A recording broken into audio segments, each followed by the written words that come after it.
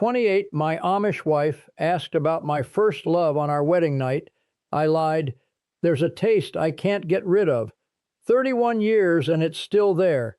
Chamomile and raw honey, the way Mam used to brew it, in the blue enamel pot with the chip on the handle. That taste was on my tongue the night Rebecca asked me about my first love. We were sitting in her parents' kitchen, still in our wedding clothes, and the house had gone quiet for the first time in 16 hours. Her hands were folded on her lap, still wearing the black prayer covering, and she looked at me with those steady gray eyes and said, "Joseph, before me." Was there someone? I could hear the clock above the sink. I could hear a horse shift its weight in the barn with the leaning south wall her father kept promising to brace. I could feel the bench under me, the hard oak, still warm from all the bodies that had sat there that day. 400 people in that house, and now it was just us, and the kerosene lamp hissing low, and that question hanging in the air like wood smoke. I opened my mouth, and I lied. Not about a woman. That's not... No, wait. I need to back up. I need to tell you what I was actually hiding. Because it wasn't a girl's name I swallowed that night. It was a remedy. A healing my grandfather taught me when I was 11 years old, in the root cellar behind the smokehouse, with the door shut and the smell of damp fieldstone and dried mullein so thick you could taste it. He made me promise never to tell. Not Rebecca, not the bishop, not my own children. And for most of my life I kept that promise. I was 22 years old, and I didn't know yet what that secret would cost me. Quick pause. My name is Joseph, and this is Rebecca's husband. If these stories stay with you, if they remind you of something the old ones knew, subscribe. It's free, and it's the reason I can keep telling them. Tell me in the comments, was there ever a remedy in your family that someone made you promise not to share? And if you want to go further, a super chat or a membership, that's you telling me these old ways are worth remembering. That keeps this going. Now, back to what happened. The thing you have to understand about where I grew up, about any old order settlement really, is that healing wasn't something you went and got. It was something that lived in the house with you. It was in the cellar. It was in the garden. It was in the way your grandmother dried yarrow bundles and hung them from the beam above the summer kitchen door, and nobody explained why. You just watched. You watched your mother crush plantain leaf between her palms and press it against a bee sting on your brother's neck, and the crying stopped, and nobody said a word about it. You watched your father split open an aloe stalk at 10 o'clock at night and lay it across a burn on his forearm that had already started to blister, and he'd be back at the forge by morning. That was the rule, even though nobody called it a rule. You healed with what God put in the ground. You went to the English doctor only when the body was past what the land could reach. And even then, some families didn't go. Some families believed that going was a kind of giving up, a kind of saying the Lord's provision wasn't enough. My family was somewhere in the middle. Dat would go to the clinic in town for a broken bone. But for fever, for infection, for the cough that rattled in your chest like a barn door in March wind, for those things, we had our own ways. And those ways were old, older than anyone alive could remember learning them. The part that's hard to explain to someone who didn't grow up plain is the silence around it. The remedies didn't come with instructions. They came with watching. Mam never sat me down and said, "Joseph, this is what comfrey does." She just made the poultice when my brother Eli split his shin open on the hay rake, and I stood in the kitchen doorway and watched her hands, the way she tore the big rough leaves, the way she poured the water just below boiling, the way she wrapped the whole mess in a piece of old cotton bedsheet and held it against his leg while he gritted his teeth and stared at the ceiling. I must have been 9. I wanted to ask why. But in our house, a son didn't ask why his mother knew what she knew. You carried it. You let it settle into your bones. And years later, when your own child was hurting, your hands would remember what your mouth never learned the words for. That's what the old ones knew. My gross-daddy, my mother's father, his name was Amos Byler, and he was the quietest man I ever stood next to. He was maybe 5'8", maybe. Thin through the shoulders, thick through the hands. He had a beard that went past his second shirt button, and he kept his suspenders so tight they left grooves in his shoulders you could see through his Sunday shirt. He'd been a farmer his whole life, 63 acres of rolling Lancaster County bottomland, and he had a way of looking at a plant the way some men look at a letter from far away, like he was reading something the rest of us couldn't see. He was also a brochure. I didn't know that word until I was older. When I was a boy, I just knew that people came to Gross Daddy's house sometimes. Quiet people. They came in the side door, the one by the woodshed, not the front. They sat at his kitchen table, and he'd put his hands on theirs, and he'd whisper something, and they'd leave, looking different than when they came. Lighter. I don't know how else to say it. I was 11 the first time Gross Daddy took me into the root cellar behind the smokehouse. It was August. I remember because the air in there was cool, and the rest of the world was burning. That white, buzzing heat that turns the corn leaves into paper. He didn't tell me we were going. He just put his hand on my shoulder after the noon meal and said, "Comb mole, come here." And I went. I would have followed that man into a river. I think I trusted him more than I trusted God at that age, and I need you to understand, that's not something an Amish boy says lightly. He was 63. No, 62 that summer.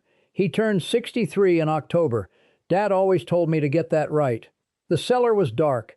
It smelled like damp fieldstone and dried herbs and something else, something earthy and almost sweet, like the smell of a creek bed after rain. He had shelves along the back wall. Brown glass bottles, dozens of them, with no labels. Short, fat jars with cork stoppers. A wooden box with small drawers, like something a watchmaker would use. And each drawer had a different dried leaf or root or bark inside. He pulled out a chair, an old ladder back with one rung missing, and sat me down. And he said, "I'm going to teach you something your mother doesn't know I'm teaching you."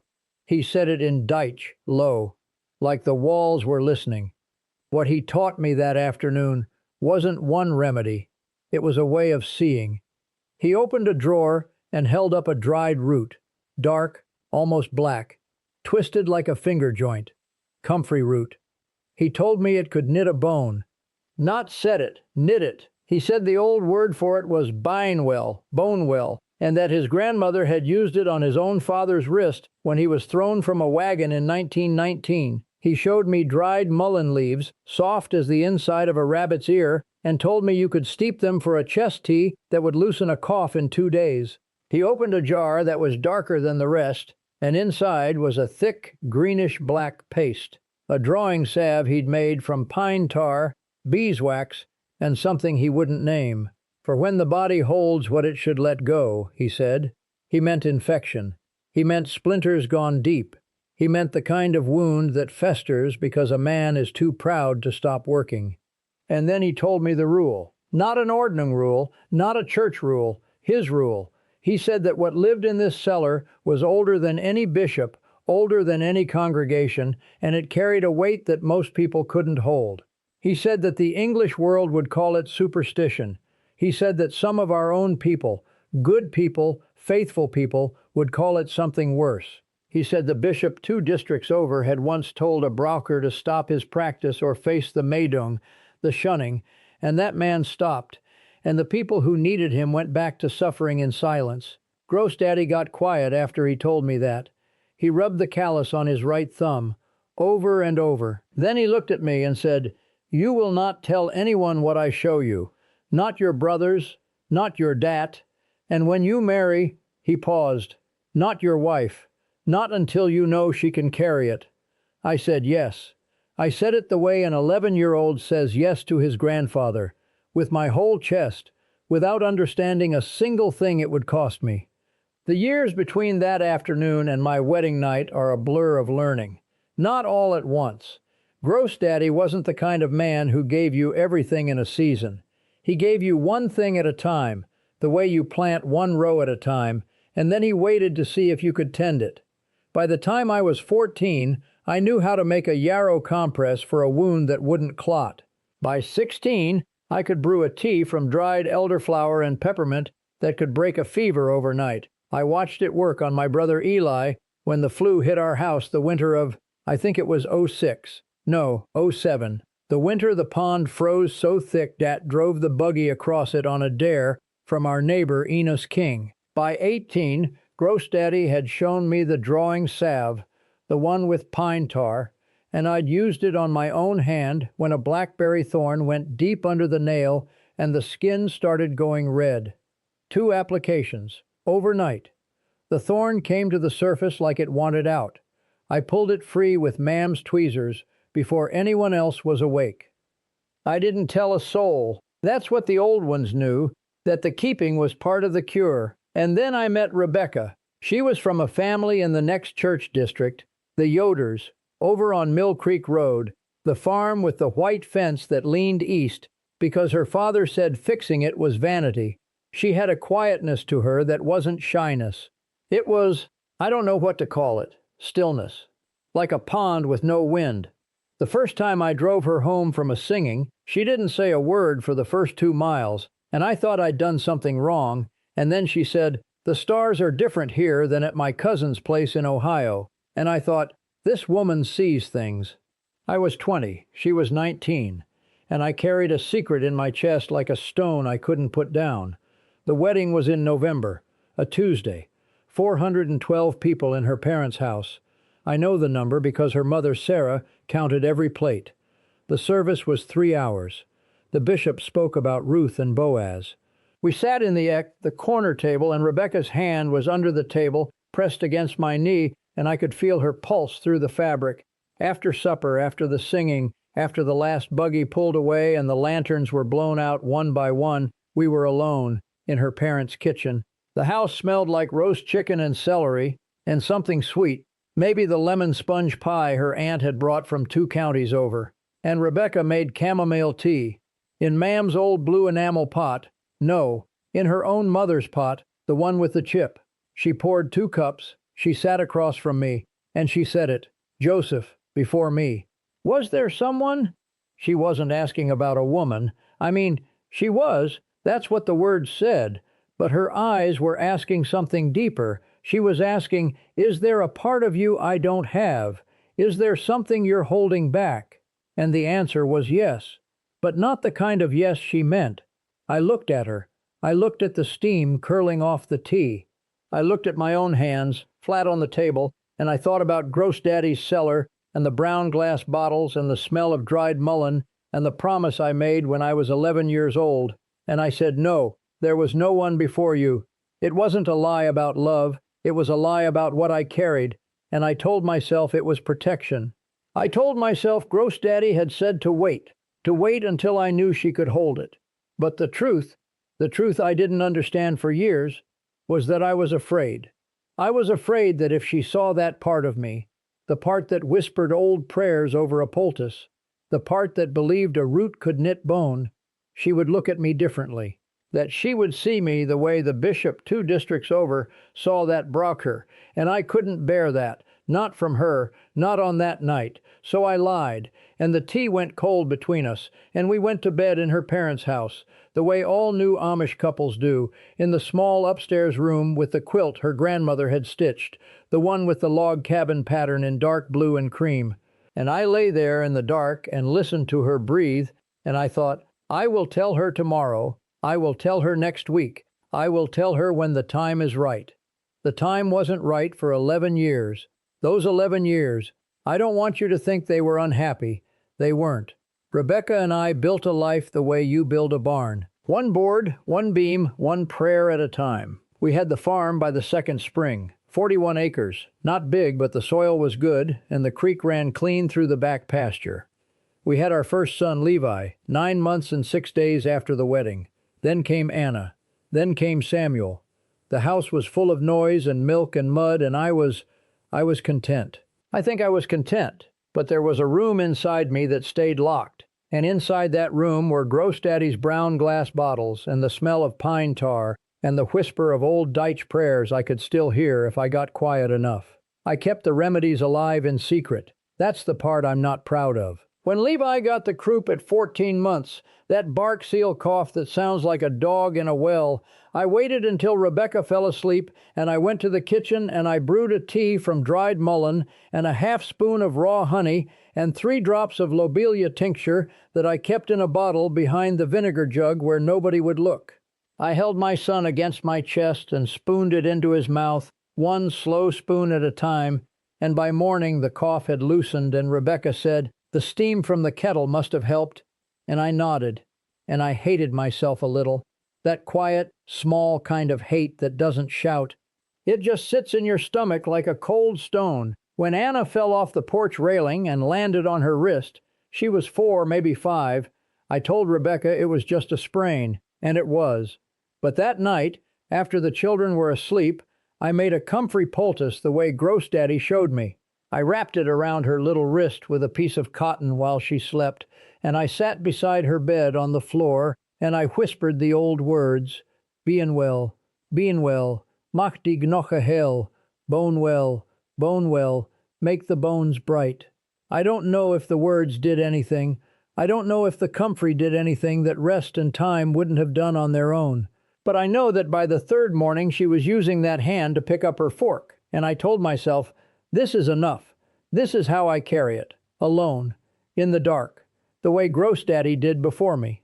The funny thing, and I mean funny the way a man means it when nothing is actually funny, is that I wasn't the only one hiding. I found that out at a barn raising in the spring of, I think, 2014. We were putting up Enos King's new dairy barn, 30 men on the frame, and during the noon meal I was sitting on an overturned bucket next to my neighbor, a man named Abram Stoltzfus, good man, quiet, hands like catcher's mitts. He had a cut on his left palm from a mishandled beam, and I watched him pull a small tin from his coat pocket and press a dark salve into the wound without a word. I knew that salve. I knew the color of it, greenish black, like creek mud in October. I knew the smell, pine tar and beeswax and something underneath. I looked at him and he looked at me, and neither of us said a word. He just closed the tin and put it back in his pocket and said, "Good roast today," and I said, "Ja," and that was it. But my hands were shaking, because I understood I wasn't alone in the secret. The old ways were living in pockets and cellars and hidden jars all across the settlement. We just didn't talk about it. We couldn't. Abram told me later, months later, sitting in his wood shop while he planed a length of white oak for a dresser, that his grandmother had been a Brocksherin, a healer. She'd treated burns, he said. She could stop bleeding with a prayer and 3 breaths, and when she died, the knowledge almost died with her, because she couldn't find a woman willing to learn it. So she broke the old rule and taught Abram's father, man to man, and Abram's father taught Abram. And Abram carried it the same way I did, alone, behind closed doors, with his wife half knowing and half not knowing, the way wives do when they love a man who keeps a locked room inside himself. She finds the salve sometimes, he told me. He was looking at the wood shavings on the floor when he said it. She doesn't ask. I don't tell. He was quiet for a long time after that. Then he said, "It's a heavy thing, Joseph, carrying a cure you can't claim." 4 winters later, Gross Daddy died, December. The ground was frozen so hard the grave diggers had to use a gas-powered auger, and the bishop frowned, but didn't say anything because what else were they going to do? I stood at the graveside and I looked at the box they were lowering into that hard ground, and I thought about the root cellar and the brown glass bottles and the chair with the missing rung, and I thought, everything he taught me is now mine alone. The weight of it settled on my shoulders like a wet wool coat. I didn't cry. I couldn't. My jaw locked up so tight I couldn't swallow the coffee Ma'am pressed into my hand. I just stood there and watched the frozen dirt hit the lid, and I thought, give me a second. I'm all right. The thing that changed, the thing that cracked me open, happened on a Tuesday. Ordinary Tuesday. I was in the garden, pulling the last of the burdock root before the first hard frost. My hands were in the dirt, up to the wrist, and Rebecca came out the back door, and she was holding something. A brown glass bottle, one of Gross Daddy's bottles. She'd found it behind the canning jars in the cellar. I'd moved a few of them to our farm after he passed, tucked them where I thought no one would look. She held it up in the gray morning light, and she said, "Joseph, what is this?" And I could have lied again. The old muscle was still there.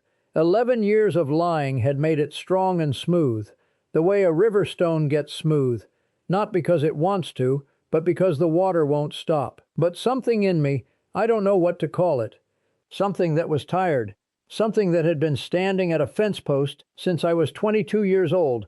That something looked at Rebecca's face and saw that she wasn't angry. She wasn't scared. She was asking the way she'd asked on our wedding night, "Is there a part of you I don't have?" I pulled my hands out of the dirt. I wiped them on my trousers, and I said, "Sit down. I need to tell you about my gross-daddy." I told her everything: the cellar, the bottles, the comfrey root and the mullein tea, and the lobelia drops I'd given Levi when he had the croup, the drawing salve, the old words I whispered over Anna's wrist, the promise I made when I was 11. I told her about Abram and his grandmother and the salve in the tin.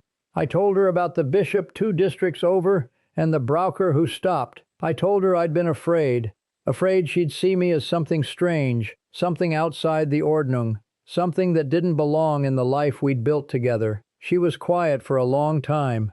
The frost was on the burdock leaves. A rooster was going off somewhere. Not ours, the fisher's rooster, the one that never learned what time morning actually was. And then Rebecca did something I didn't expect. She reached into her apron pocket and pulled out a small cloth pouch tied with a piece of kitchen string. She opened it. Inside were dried chamomile flowers.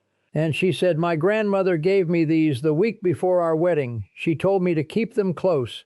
She told me they were for calming the fears a new husband carries." She looked at me. "I've been putting them in your tea for 11 years, Joseph." I sat in that garden with the cold dirt under me, and I laughed. I laughed until my eyes burned, because we'd both been hiding. We'd both been carrying the old ways in secret, each of us thinking the other couldn't hold it. And the remedy, the real remedy, the one Gross-Daddy never told me about, the one no Brousher could have prescribed, was just this: telling the truth to the person who already loved you. That's what the old ones knew. Not just the plants, not just the prayers. They knew that a remedy kept in shame becomes a poison, and a remedy shared in trust becomes a bond that no silence can break. I still have Gross-Daddy's bottles. They're on a shelf in our cellar now. Our cellar, mine and Rebecca's. And the labels are in my handwriting because I finally wrote them down. Comfrey, mullein, yarrow, elderflower, lobelia, the drawing salve. Rebecca added her own jars beside them: chamomile, lavender, a peppermint tincture her grandmother taught her that can settle a stomach in 20 minutes. Our children know about the shelf. Levi, the oldest, he's already asking questions, and I answer them. Every one. 3 things I carry from that life, from those years of hiding and those years of healing. The smell of dried mullein in August, dusty, soft, like the memory of a field that doesn't exist anymore. The sound of Gross-Daddy's voice in the cellar, low and steady, the way creek water sounds under ice. And the feeling of Rebecca's hand over mine in the garden on the morning I finally told the truth. Her fingers still smelling like chamomile. The frost melting between us. That's what the old ones knew. The land doesn't lie, and neither should the people who love each other on it. If you grew up somewhere your grandfather's hands knew things the doctor's books didn't, I see you. If you carry a remedy in your memory that nobody taught you with words, that you learned by watching, by standing in a doorway while someone's hands did the healing, I see you. If you've ever hidden what you know because you were afraid it made you strange, I see you. And if you're the one who's still keeping the secret, the one who brews the tea after everyone's asleep, the one who whispers the old words and hopes they still work, I see you. If you left the plain life and you still reach for yarrow when your child is bleeding, I see you. If you're English and something in this story made your chest tight because your grandmother had a remedy she never wrote down and now she's gone and it's gone with her, I see you. Wherever you are in this, I see you. And you are not alone. Tell me in the comments, what remedy did your family carry? What did your grandmother brew? What did your grandfather press against a wound? What did someone teach you in a quiet room that you've never told anyone? I want to hear it. Every single one. Because there is so much more I haven't said yet. There are remedies I haven't been ready to share, but I'm getting closer. If you want to be here when I do, subscribe to Rebecca's Husband. This is where the old ways get remembered out loud. And if a super chat or a membership feels right in your heart, that's you saying these stories matter, and I carry that with me every time I sit down to tell the next one. The truth was never the sickness. The silence was.